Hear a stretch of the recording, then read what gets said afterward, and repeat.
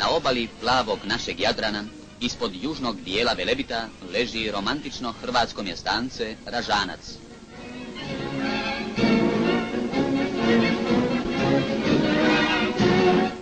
Uz sudjelovanje postrojbi poglavnikovih tjelesnih zdrugova i stanovnici Ražanca svečano su proslavili dan obnove nezavisne države Hrvatske.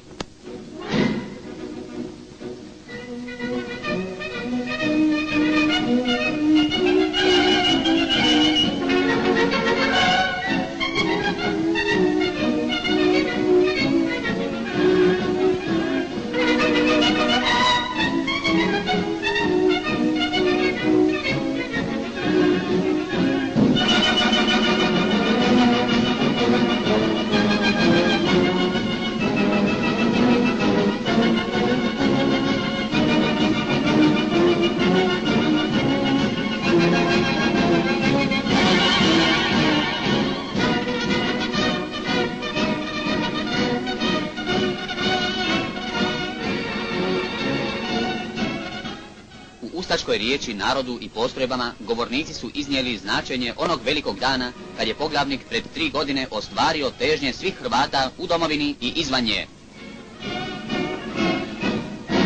Nakon svečanog dijela proslave, momci i djevojke kolom daju oduška svojoj radosti.